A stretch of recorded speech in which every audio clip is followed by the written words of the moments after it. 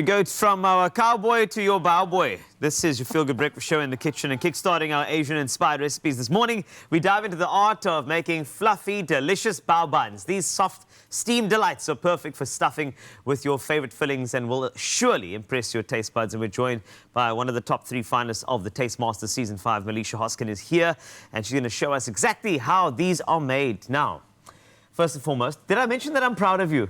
Did I say it again? I'm going to continue. I won't stop wanting to hear that, so that's amazing. So I think for anybody who doesn't know what a bao bun is, let's unpack it for those who have not been in the know. What is it? Okay. So basically it is a Chinese fluffy bun. Yeah. And kind of like, fun fact here, that we shouldn't really say bao bun. Yeah. Because bao means bun. So you're kind of saying bun bun. It's a whole thing with like chai tea. Yes. So you do like... Yes, chai. Chai is actually tea. That's now you're saying tea. So the same with bao. This makes a lot of sense. Thank you. No, but thank you. You must clear those sorts of things out. Yes. Even though in this particular country we like to say things twice, like bafana, banyana, bao buns. And now. Yes. Yeah, okay, great. So let's make this soon. Okay, let's get on it. Okay, so firstly, what we require is, just flour, because that's our framework. Yes. And to the flour, I'm going to add some sugar. Because there's yeast in it, we're going to add some... we need the food source, okay? That's correct, because the yeast chows the sugar. Yeah, definitely some salt for seasoning. Nice. Okay, and we just pro tip here with yeast, we've got some instant yeast, which means that we don't need to activate it in any liquid, which is great. So we can put this directly into our flour. Okay, so we're going to get it there.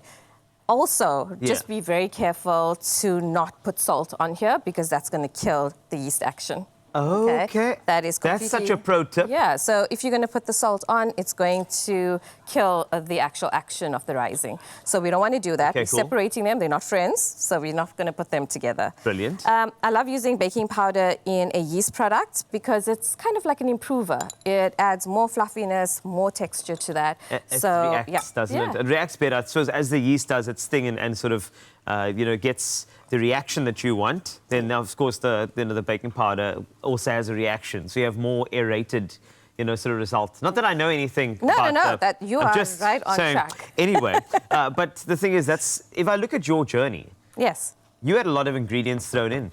And I mean, what are some of your key ingredients in enjoying the Taste Master? I think, what was your yeast? What bloomed the entire thing for you? I think my passion for food on a whole, and just wanting to, explore that in a sense where I get to share that because I love the connectivity that food brings. So that was definitely my fuel. Your baking powder? Yes. What was that in the the baking powder, the rising? I think perseverance and just sticking in and just knowing and just staying true to myself. Love completely. it. Yeah. This is great. And now you're adding something else, I'm going to add. So we've added all the dry ingredients, and now we're going to add the wet ingredients to this. And one of my other tips, I'm full of tips today. Please do. Is that this should be lukewarm. It should be warm enough to bath a baby in. Okay, so we don't want anything that is super hot because we have yeast in here. So you test it with your elbow? Yeah, you could, no finger. But also remember that yeast is biological rising agent, so it's alive. So we don't want to kill it in any way. So we definitely want to do lukewarm. I also find that following a recipe in terms of liquid is not something you really need to do because it depends on the atmosphere, your actual temperature, your altitude, so many things. So I'm going to add this in. And while you add that, I actually prepared the milk for you, just to let you know, and I made it sure it's lukewarm. The reason why, because the main ingredient over here, of course, Clover's fresh milk. It's celebrating 125 years of remarkable sips and pours. And as a proudly South African brand, you will find these limited edition heritage packs on shelves. We have a few of those. That's why I prepared the milk. So by incorporating the fresh milk, we ensure that our bao, not bao buns, see what I did there, are extra fluffy and light, providing the perfect base for your favorite filling. So make sure, pro tip, use the right stuff, great ingredients. It's very important. All right, so now you've added the milk, the lukewarm milk. Yes, I've added lukewarm milk. We just need a little touch of water just to bring this dough together. That's great. So I'm just going to pop behind me. That's it. I've also prepared the water for you in that tap. Thank you for the Department of Water and Sanitation for that as well. They just also helped out. Okay, great. And so what type of texture are we looking for there? Obviously, you want something that's going to be quite springy because it's reacting, isn't it? The baking powder, the yeast. So you want it to be almost, I'm going to say, it's going to have a bit of bounce back when you touch the dough, right? Yes, definitely, Carl. So basically what I want here is just to add enough liquid to this mixture, the dough, because I want a slightly sticky dough. I don't want something to be too dry because there's an action of kneading that's going to take place here. And the thing is, there are things. Now, after the competition, what are you needing to do next? You see how everything's connected into your Taste Master journey. You're most welcome. So what is your next need after this journey?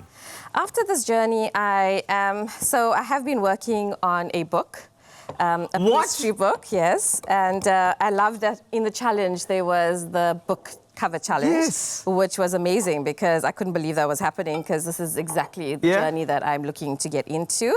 I've been working on this and I just want to complete it. I am busy doing it and testing out my recipes and taking pictures of them and standardizing quite a bit. So I'm in that process currently. And so that's something that I'm into doing right now. Are you going to call it, I mean, I know it sounds strange, but you know delicious and malicious? Malicious sounds... Malicious sounds like it could be a brand of yours, malicious. Even though it sounds kind of naughty. It sounds naughty. But then also delicious, you know what I'm saying? Like, that'd be great, though. And are we going to go for, I mean, I know you're pastry chef, so are we going to go all pastry chef, or are we going to go for some other sort of things, ideas in the book as well?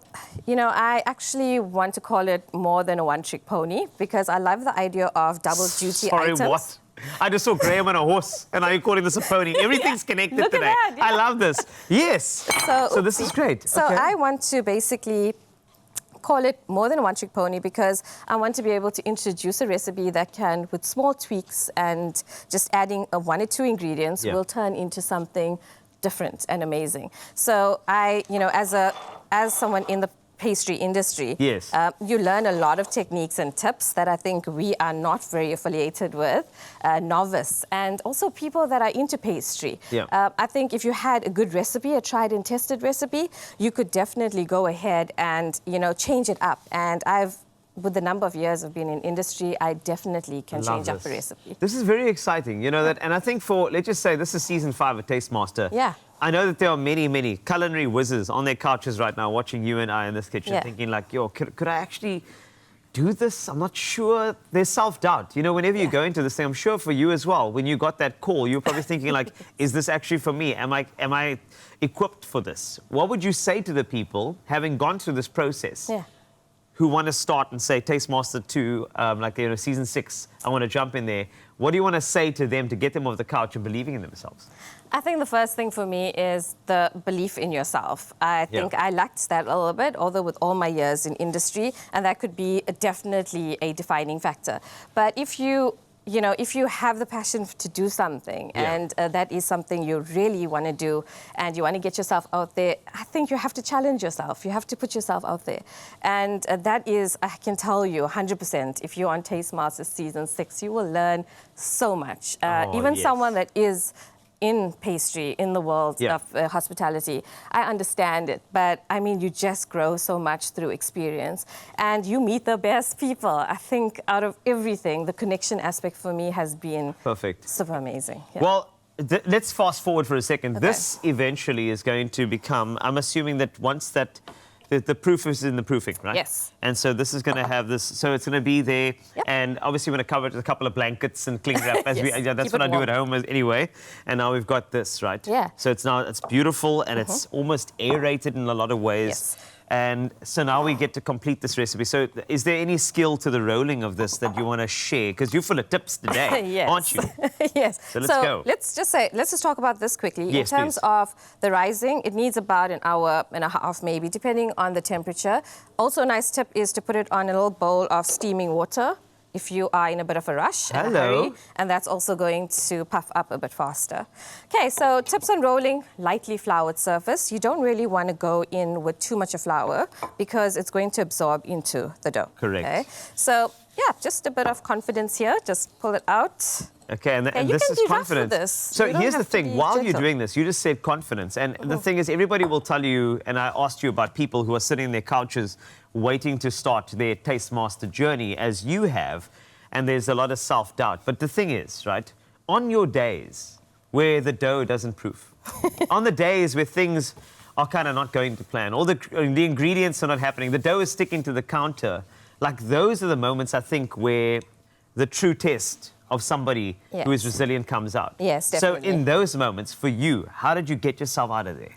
I think I said this in my submission video, that I can troubleshoot myself out of anything. I think on my feet, and I have, in the competition, had to think on my feet and change things up a bit. And I think you just have to realize that if something is working or not, really not working at that point, just change your game plan. And it's okay to change it and make it something different from what you planned, just as long as you have something on a plate. I just realized, get something on a plate. This is great. Well, the thing is, we are going to finish this while you have a quick break. But the thing is, we're going to do this, we're going to cut, we're going to go into the steamer. It's going to be wonderful. Also, we've got some other very, very great Asian-inspired recipes for you in your Feel Good Breakfast Show. We're starting with bao. Anything is possible next, so make sure you stay there. So I can go ahead and cut it.